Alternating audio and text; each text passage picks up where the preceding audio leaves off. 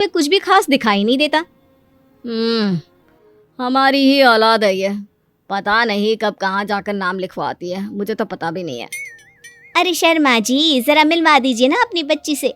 मैं अपनी बेटी को भी ऐसा ही बनाना चाहती हूँ। मेरी बेटी को कुछ टिप्स दे देगी करियर को लेकर। अच्छा, ये दिन आ गया आपकी बेटी के, ले आइए कभी भी, लेकिन बाद में अफसोस ना करिएगा। सभी को आन्या के पिता की बात पर हैरानी होती है कि इतनी टैलेंटेड लड़की के माता पिता आखिर उससे चाहते क्या है। आन्या पिता डांस करने में उस्ताद, एक स्टेप जो वो देख लेती तो हूबहू उसे उतार देती। अरे आन्या बेटा, मेरी बेटी को भी डांस सिखा देना, उसका एनुअल प्रोग्राम है। हाँ आंटी, क्यों नहीं, अब कल शाम उसको भेज देना, मैं सिखा दूंगी। हाँ हाँ, नचनिया ही बन, आस पड़ोस के लोग तुझे इस्तेमाल कर रहे हैं। माँ, इस्तेमाल मेरा नहीं कला का हो रहा है। नाचना एक कला है, कला। आन्या हर बात में अच्छी थी, फिर चाहे वो अच्छा व्यवहार हो या फिर लोगों की मदद करना, वो हमेशा खुद के शौक को पूरा करने के लिए व्यस्त रहती। लेकिन घर वालों को तो उसका ये काम सिर्फ समय की बर्बादी लगता है। कहाँ है आन्या, उसको बोलो कि आज शाम को खाना वही बनाएगी। सपना देख लो कि तुम्हारी बेटी घर का खाना बनाएगी। अरे आसपास के लोगों का काम करने से उसे फुर्सत मिले तब तो कहीं जाकर वो हमारे घर का काम करेगी ना। देखो ना, इकलौती बेटी, ऊपर से गैर जिम्मेदार, अब करे तो क्या करे। तभी पड़ोस की पिंकी आ जाती है। अंकल आंटी, आन्या दीदी कहाँ है? वो क्या है ना, मेरा क्लास वर्क है, वो मुझे समझ में नहीं आ रहा, तो मम्मी ने कहा कि आन्या दीदी से पूछ लो। हाँ हाँ, क्यों नहीं, खुद का तो कोई काम है ही नहीं उसे। जाओ जाओ, सीढ़ी से ऊपर चली जाओ, वही कमरे में है आन्या। एक रोज शहर में डांस कंपटीशन वाले लोग आते हैं, जहां आन्या का डांस सबको पसंद आता है।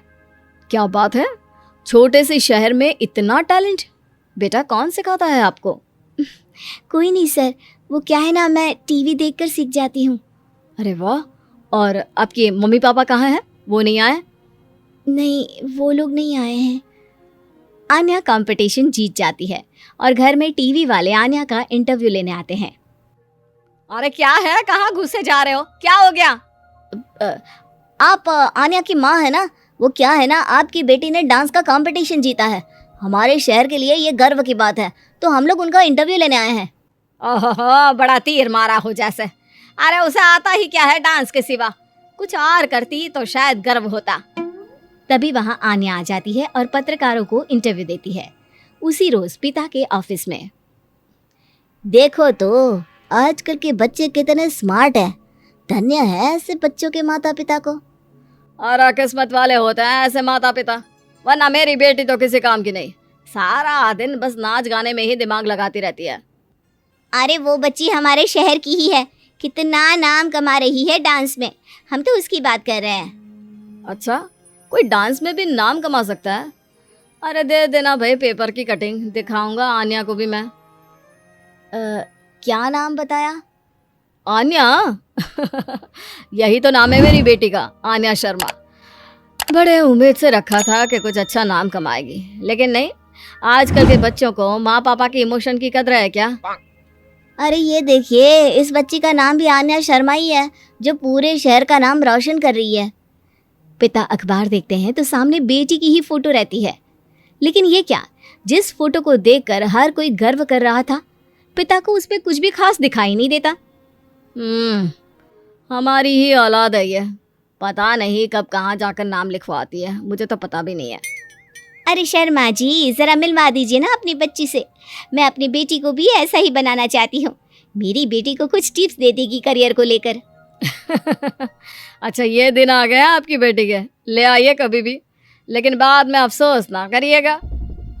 सभी को आन्या के पिता की बात पर हैरानी होती है कि इतनी टैलेंटेड लड़की के माता पिता आखिर उससे चाहते क्या है। पिता घर आते हैं और माँ से कहते हैं, पता है तुम्हारी लड़की क्या कर रही है, या फिर ऐसे ही व्यस्त रहोगी हमेशा?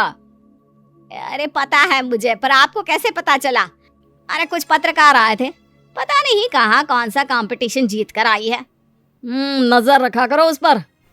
तभी वहाँ पड़ोसन आ जाती है, जो पति पत्नी दोनों ही डॉक्टर होते हैं। नमस्ते भाभी, बधाई हो आपको आन्या की कामयाबी की। भाई भगवान बेटी दे तो ऐसी, कहाँ है वो?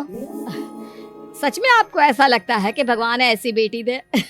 तो ले जाइए ना अपने साथ, रखिए 2-4 दिन, खुद ही पता चल जाएगा। और नहीं तो क्या, सारा दिन करती क्या है, कहाँ रहती है, हमें तो कुछ पता नहीं होता, ना बताती है ना पूछती है। खैर देखिए, वो वक्त अब गया जब माता पिता बनकर बच्चों की परवरिश की जाती थी। अब तो बच्चों को साथ बिठाकर बात करना जरूरी है। वो क्या कहते हैं, बच्चे के दोस्त बने। तो क्या आप दोनों अपनी बेटी के दोस्त हैं? हाँ, बस अब यही बाकी रह गया था। खैर बताइए, क्या काम है आपको? वो क्या है ना, मैं और मेरे पति दोनों को ही इमरजेंसी कॉल आ गई है अस्पताल से। मेरी बेटी आन्या की अच्छी दोस्त है, तो मैं क्या उसे आन्या के पास छोड़ दूं अगर वो फ्री है तो? माँ कुछ बोलती उतने में ही आन्या आ जाती है। वाह आंटी, क्यों नहीं, मैं फ्री ही हूँ, आप निश्चिंत रहिए, मैं उसका पूरा ख्याल रखूंगी। थैंक्स बेटा। वो अपनी बेटी उनके घर छोड़ जाती है, जो आन्या की उम्र की ही होती है। ये क्या मजाक है आन्या? हम लोगों को सोना भी होता है और हर घर का अपना कायदा होता है। मुझे बिल्कुल पसंद नहीं है कि तुम किसी को भी घर में घुसा लो। धीरे बोलिए पापा, कैसी बात कर रहे हैं? अंकल आंटी डॉक्टर है, पता है ना डॉक्टर का फर्ज क्या होता है? अगर वो किसी की जिंदगी बचा रहे हैं तो क्या हमारा फर्ज नहीं बनता कि हम भी उनकी किसी न किसी तरह से मदद करें? आपको तो पता है घर पर अकेले रहना कितना अनसेफ है। हाँ, तो दुनिया को सेफ करने का जिम्मा तू नहीं ले रखा है? अरे बहुत महंगे अस्पताल के डॉक्टर हैं वो लोग, खूब पैसा मिलता होगा, लेकिन ये नहीं कि मेड रख ले। क्या कहती आन्या, कैसे माँ पिता को समझाती कि किसी की मदद करना कोई बुरी बात नहीं है। खैर कुछ महीनों बाद आधी रात को माँ जोर जोर से चिल्लाकर आन्या के कमरे में जाती है। बेटा बेटा आन्या, पापा के सीने में दर्द हो रहा है, बेटा कुछ कर। हाँ माँ, मैं डॉक्टर को फ़ोन करती हूँ। आन्या डॉक्टर को फ़ोन करती है, लेकिन माँ डॉक्टर को तो आने में काफ़ी वक्त लग जाएगा, मैं पिंकी के पापा को बुला लाऊं? अरे वो नहीं आएंगे बेटा, वो लोग बहुत बड़े डॉक्टर हैं और हम लोगों के पास इतने पैसे भी नहीं है। माँ मैंने डांस कंपटीशन में जो पैसे जीते थे वो है मेरे पास, आप चिंता ना करें, बस पापा का इलाज करवा ले। आन्या के कहने पर वो बड़े डॉक्टर ना सिर्फ आन्या के पापा का इलाज करते हैं बल्कि उन्हें ठीक करके घर भी ले आते हैं। आज मैं सिर्फ अपनी बेटी की वजह से बच गया। भगवान सबको ऐसी बेटी दे।